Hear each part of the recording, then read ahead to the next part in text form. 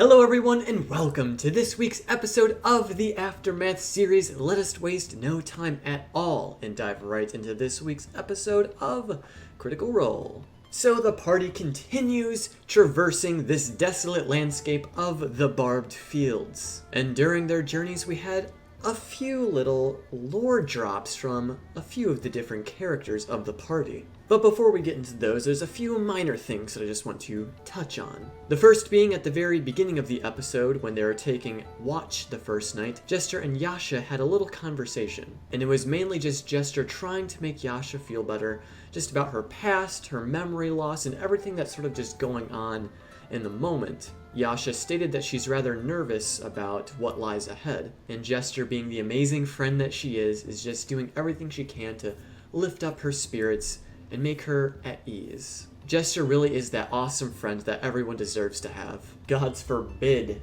anything bad happens to her. But with Fjord in the party, I don't think anything too terrible will fall onto Jester, as we did have two instances in this episode where Fjord saved Jester more or less from certain death, although they did receive a feather fall as they were trying to climb this Arbor Exemplar.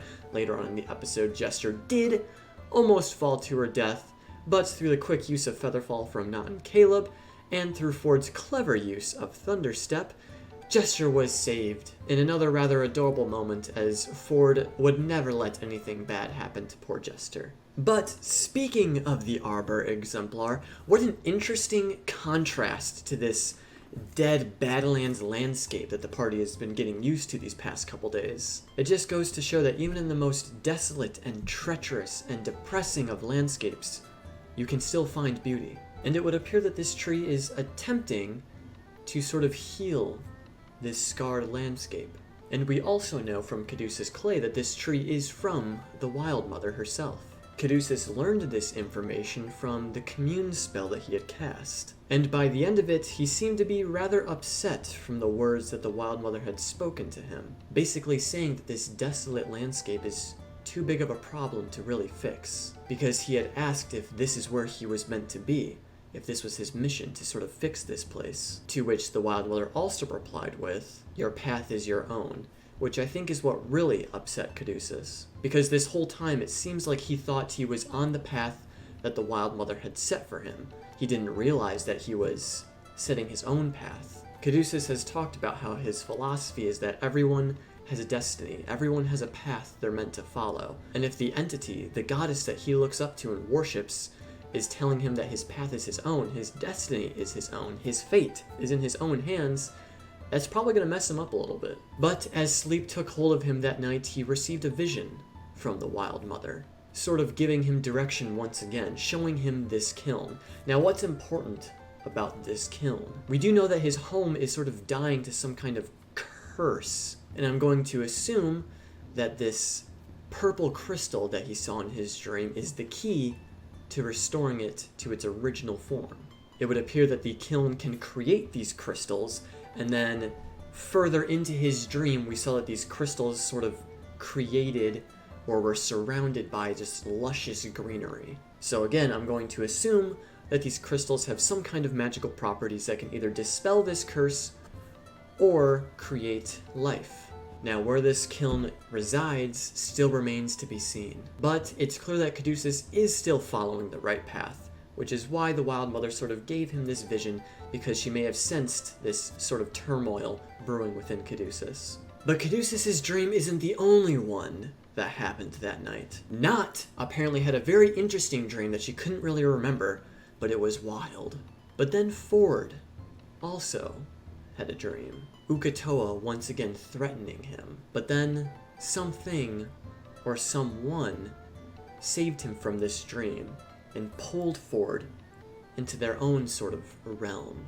This sort of female goddess or entity seems to be wanting to save Fjord from the clutches of Uk'otoa.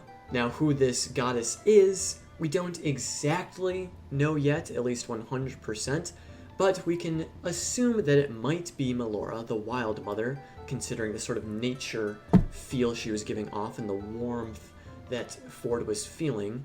The only time we've ever heard these descriptors was with Caduceus Clay talking with the Wildmother. But why the Wildmother? It could simply be because they are in such close proximity to this Arbor Exemplar, which is probably a strong beacon of the Wildmother, and because of this proximity, her presence was much stronger, and she sort of felt or sensed this evil presence of Uk'otoa within Fjord.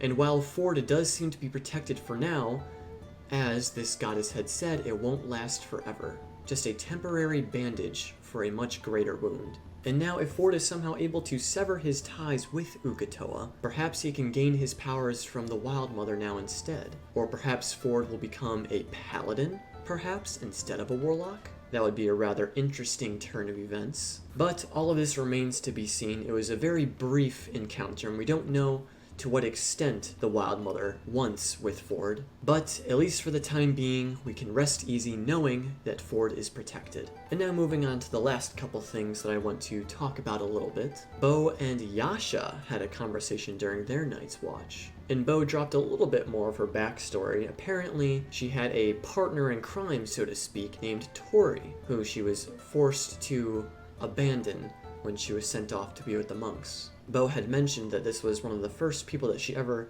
truly cared about, so it probably messes her up a little bit mentally that she had to abandon her, and now she thinks that this Tory girl just absolutely despises her and hates her. I would think that that would definitely make someone be a bit more cautious about forming relationships or bonds with people in the future. No one wants to feel like they're disappointing or being hated by a person they admire. Which also lends to Bo's struggle with Dairon and the whole connection with the dynasty and the Cobalt Soul. There's just a lot of internal conflict happening within Bo, and she's now finally starting to express that to her friends. But it's probably going to take a bit more to break down the walls that Bo is putting up.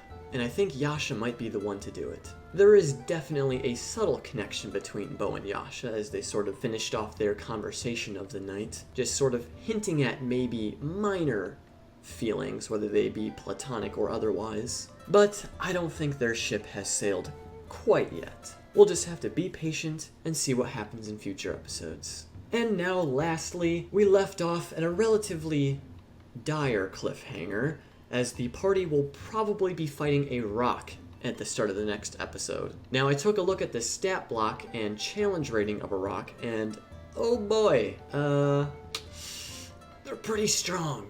But in a 1 vs 7 scenario, I think the party should be fine, and with Featherfall available, I'm not too worried about the party being flung from the treetops.